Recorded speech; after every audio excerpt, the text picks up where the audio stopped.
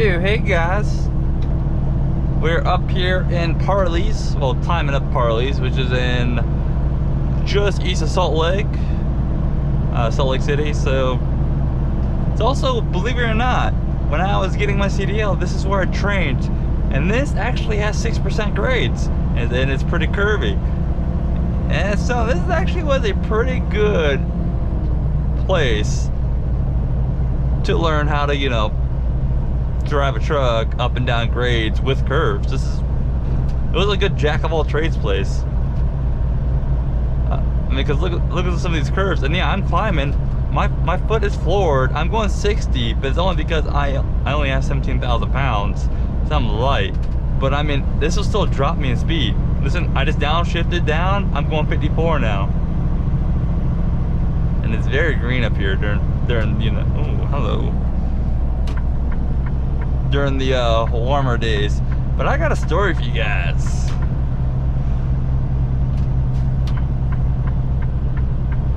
After I get over. So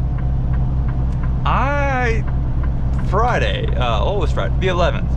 I did my biggest boneheaded mistake I've ever done, and somehow it cost me nothing. And it was technically a really expensive mistake, and I will never ever let it happen again, because I was more mad at myself than they were mad at me. I mean, believe it or not, it happens more often than you think it does. Just like a lot of people dropping trailers, meaning the jaw isn't around the pin for the trailer. It's not actually locked, and so when you pull, like, it might not drop it right away, but it does get dropped. Just a matter of when.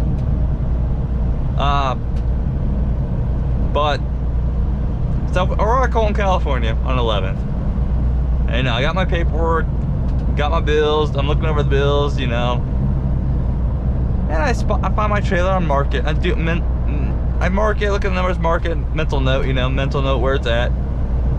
And just as I start to, I pull up to back up, all of a sudden fucking like 20 trucks want to go around me, and I'm like, oh shit, hurry up, get out of the way. Well, I fucked up by doing that. I got distracted. So the tracking that I had set in my head, the mental note, it got kind of misplaced. So there was two trailers side by side, the same temps, same amount of product. Oh shit. Oh, thank you. Thank you, Mr. Boat.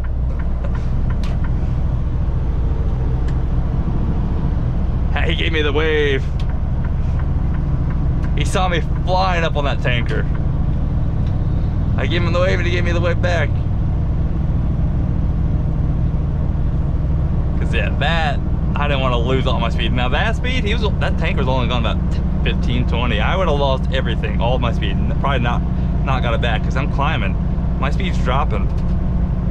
But so I made that mental note in my head, right? And I was like, okay, because when I mark a trailer, I don't look at the numbers again, because I'm usually 100% accurate. Like, once I mark in my head, mental note it, that's it. I got the trailer. There's nothing else that's gonna happen.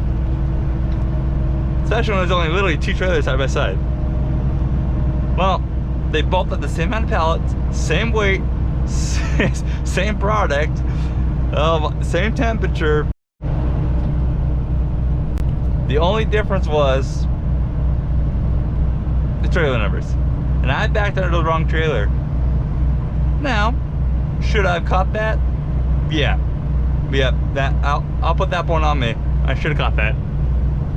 I never had a problem, and I backed under like 40,000 trailers at this point. Total exaggeration, but you get my point. So, I get in the back of the trailer, I'm counting the pallets. At this point, I'm checking the product, making sure everything's okay. I load lock it, and I close it, and I go guard check. There is a guard check that lets you in, a guard check that lets you out. The guard check literally does a checklist. They write the trailer number down, they look at your bills, they're supposed to double check the trailer number, they seal it for you, they check the temperature and the fuel level and let you go. So I wasn't the only one that got it, and I also wasn't the only one that didn't, I guess, do his job correctly. For lack of better ways to say it. So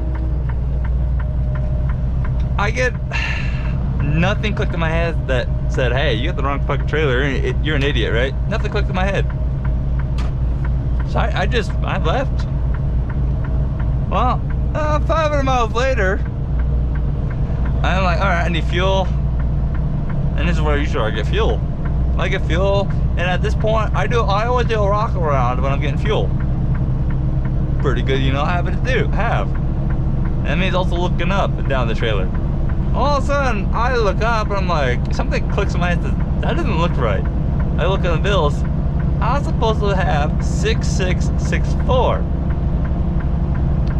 I had 6750. And I about flipped out of myself. I don't freak out. This had me start mentally freaking out, because I've never been in a situation. I don't know what to do. I start spam calling my DM, which I don't do that. So when he knows I'm doing that, that means it's something happened, something's very important going on. I need his immediate help. First words I tell him, I screwed up. Those are no words a DM wants to hear. Nobody ever wants to hear that. I tell him, yeah, I told him straight up, I owned it. I was like, I grabbed the wrong trailer. I told him I got distracted. You know, like, there was a madhouse in there, so I was trying to help you get out of the way. Guard shack sealed me up. And so, you know, nothing clicked in my head until I got here. And I'm like 503 miles away. 8-hour drive. So, he tells me to sit there and I'll figure out what's going on. What had happened, I guess. See, if it was just a trailer that was still going somewhere, they would just, you know, email me the bills and just have me reroute to correct it. Now, but instead, I accidentally wrapped the trailer that was inbound, meaning it was freight that the Walmart was trying to unload for another trailer. So I also fucked up a couple other guys' loads. My bad. Won't ever happen again. But they tell me sit there, they'll figure out. Well, a couple hours later, like, oh, yeah, you know, that's what I just told you. Inbound trailer, take it back. And then I was like, I told my DM, I was like, hey, I understand if I'm about to eat this cost, it'll be an expensive lesson, and it will never happen again. He told me, and it's surprised the hell out of me, we're not gonna make you pay for this. And when I was thinking about special lesson, I was talking about fuel. I just put like $450 in fuel in. And so I'm gonna make no progress because I'm gonna get another load, of course, the next day. But yeah, see, we're having up. This is steep enough. We're going 36 up.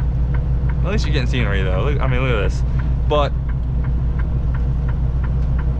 next day, you know, I get it there, 8-hour drive, 5 o'clock in the morning.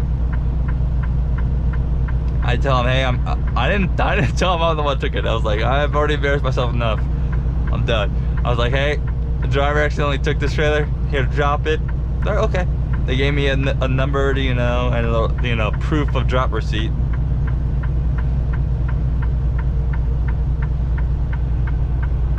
I think the overhaul might have overheated. I just smelled something very, very hot that drove by, and I looked down, like, I thought it was me at first. I was like, I'm warm, but my fan's not on yet.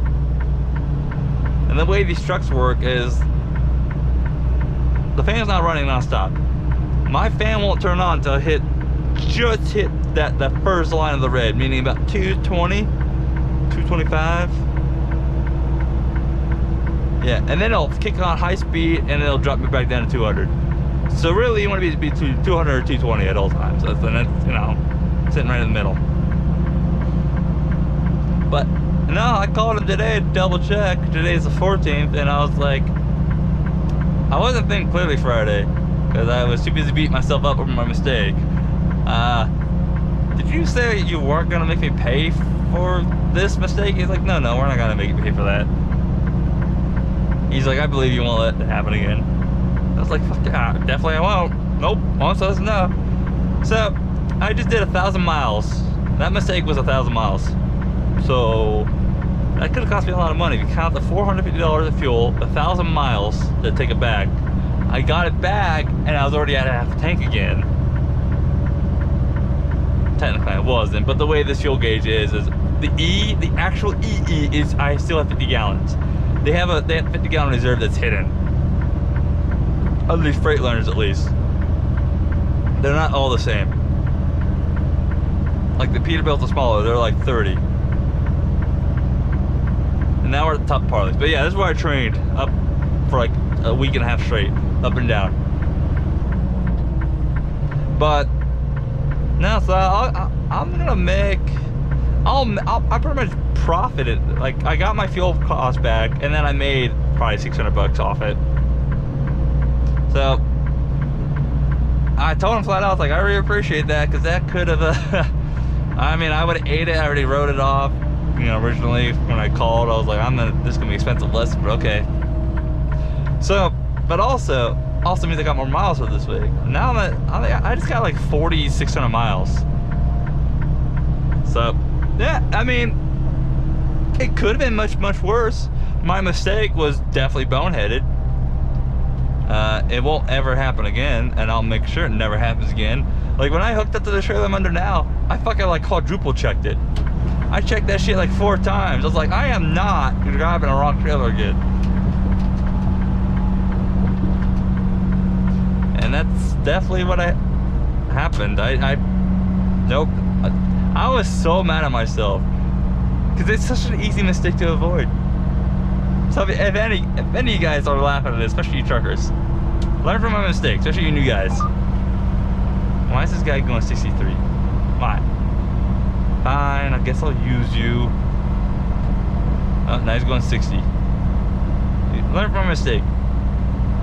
Don't just mark your trailer number once and then that's your only check. At least check it after you hook up to it. That could have been avoided if I just checked it after I hooked up to it. Simple avoiding. But no, there you go. You guys laugh at that. But hey, you guys have fun. Stay safe out there. Bye.